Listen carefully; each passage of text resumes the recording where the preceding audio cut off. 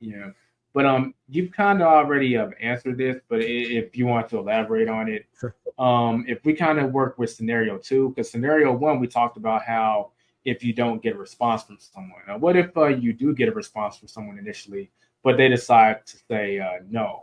Like, is there any magic number of times you should be following up with that person after they've said no, or should you even follow up at all? It depends on the reason. So I do have, for those people that we actually get on the call, we have a kind of a pipeline that has 30 different stages. So intro call completed, intro call missed or canceled. Did they send back the questionnaire or not? And every time they move along, I can track them, meaning, okay, they're making progress. This is what's still owed before booking the next call, and that kind of deal. So that is crucial in any CRM because it gives you kind of a visual, kind of a bird's eye view of your business and where everyone is tracking, who they should be talking to, how, at what point they'll be making a final decision. So that's really important. But as far as we have the intro call, we decide it's not a good fit.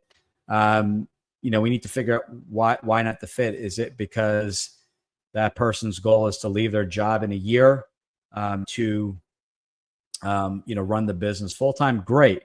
I may make a suggestion like, let's do this. Let's touch base in 6 months. I'll schedule the call or create the task.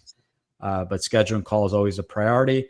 But in the meantime, the timing isn't right to open because maybe they're trying to save a little bit more money. But in that 12-month period, or at least a 6-month period until we talk again, educate. And I kind of let them know what to expect on our end, keeping the door open to say, hey, if anything changes, you decide to quit tomorrow, call me up. We'll get back on the calendar. Some people that'll just say, I have no interest whatsoever. And I'll say, is it timing? Would you be open to getting a better understanding on franchising? Some people are they don't know why they signed up for the call. I unsubscribe them. There's zero follow-up. We have a dead lead tag, which basically I created that so that it automatically unsubscribes and removes them from the pipeline. So they're not getting any emails from me. But I always, again, keep the door open to say, I'm going to unsubscribe you. But if you do want to contact me, you're going to have to reach out to me directly, or comment on any of my content. So everyone has a different reason. In some cases, it's just I need 3 months to get my credit score up and get a little additional savings. Great. I treat everyone the same. You're still going to get the same content because it's all educational. And we'll talk. You said 90 days. Let's talk in 45 days, right in the middle. Let's schedule that call. So it's case by case depending on the situation. Hey, listen, some people are just not a good fit, or they are a good fit, but they don't have any money to invest in the business. And we may just say, either, you have the option. If you don't want any future follow-up, let me just at least send you the funding email, and then we'll unsubscribe you. You can always reach out, but this will give you a resource, that you can look at for funding options. So going back, that was a long version of saying it's case by case. It may be unsubscribing. It may be creating tasks or future calendar appointments, or events down the road. But figure out kind of where they're at, why the fit isn't there, why they're not interested, and figure out the next steps accordingly based off their feedback. Okay, so it sounds like for the audience listening, there's going to be a few different scenarios of why someone's saying no. So once you find out what all the scenarios are, each no is going to fit within one of those scenarios or categories, and just have a game plan for each one of those categories on what the next step is going to be for the potential client or prospect. Absolutely. And set the expectation. You'll still get a monthly email from me. You'll get a few extra emails, educational emails. Are you okay with that? We're not selling that franchising is for everyone. We want people to rule themselves out, right? We have to, some people just can't handle the risk, and that's okay. Some people feel like the grass is always greener on the other side. It's not. If either business ownership is for you or not. So we don't want to go very aggressive, but we also don't want to blindside people. So we'll tell them this is what to expect. But ultimately, if you ever want to speak, my door is always open, and we can always connect. I've had people reach out to me 5 years later saying, I was going through a divorce, bad time in life between divorce, selling the home and moving, changing jobs, whatever the case may be. I'm in a better spot. Great. Let's pick up where we left off. What's new, what's happening in your world. Why are we speaking today? So you never know, when someone will reach out or even refer you to someone. We were on a boat the other day, and the person I was with was in the franchising space, and we had a common referral. They were looking for a professional that we were able to refer over. You never know. Never met the person before. It was a friend of a friend. We just happened to have someone that could be a good fit in order to help them with their business. So just offer the value, and be very very clear, very open on what to expect. And I think if you keep the door open and just say, I know we're not a good fit, but if anything changes or if you'd like to learn more, some people just say, I don't think franchising is the right fit. We've had the conversation, which is completely fine. But I'm still interested in owning a business. I work with business brokers throughout the country that we can put them in touch with. If financials aren't there, we work with funding companies there. There's no cost to these services up front. So take advantage of the resources.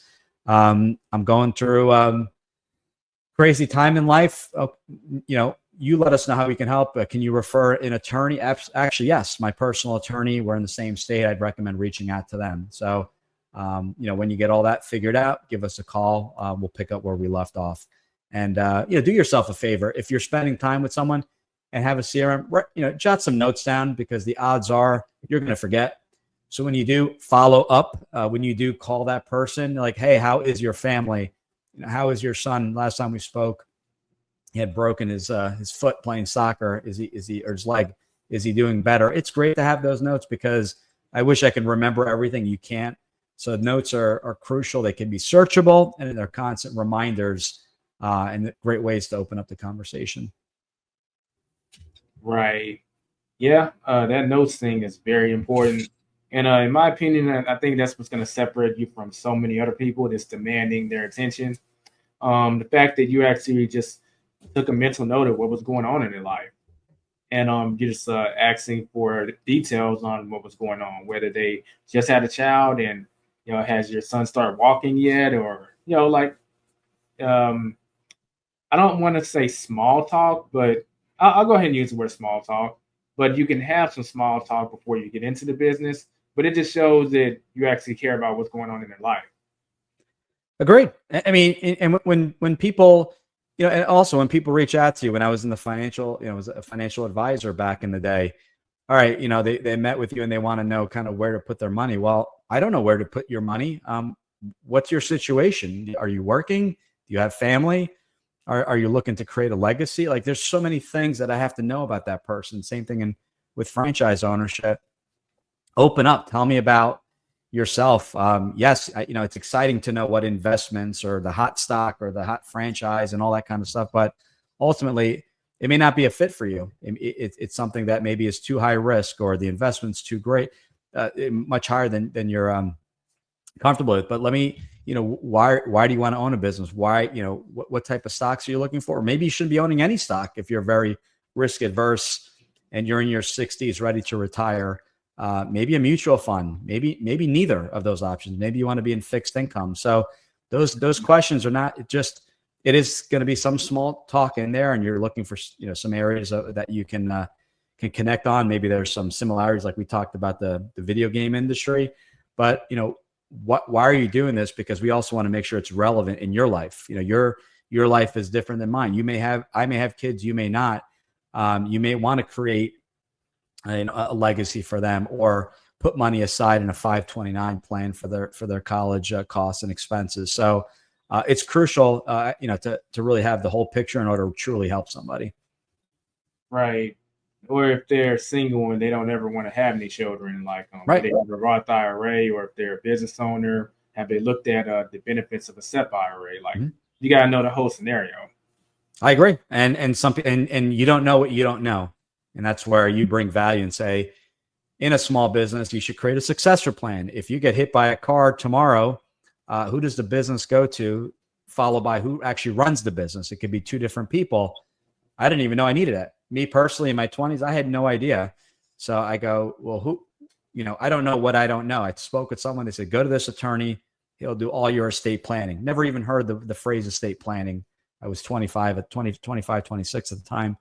So he said, these are all the things that exist out there. You don't need all of them. You need about 6 or 7 of these. Living will. What happens if you end up in the hospital, and should you be hooked up to a ventilator or not? And it kind of gives you this whole list, which is kind of scary to think about, but it's good to have them in place now, and makes a lot of other people's lives easier in the event something happens to you and you can't respond or anything. So you don't know what is out there, so it's good to bring these resources to people. Say, hey, talk to this attorney. He'll walk. They will walk you through all the documents and the setups based off your situation and as well as your state, because every state has different laws. So there's a lot of professionals out there that people had no idea. They just thought you needed a will, but there's so many other documents that are needed that will greatly help in the event something were to happen to you. So that alone, I've made so many intros there, and people will say, hey, I really appreciate it. Now I'm now ready to continue our conversation. So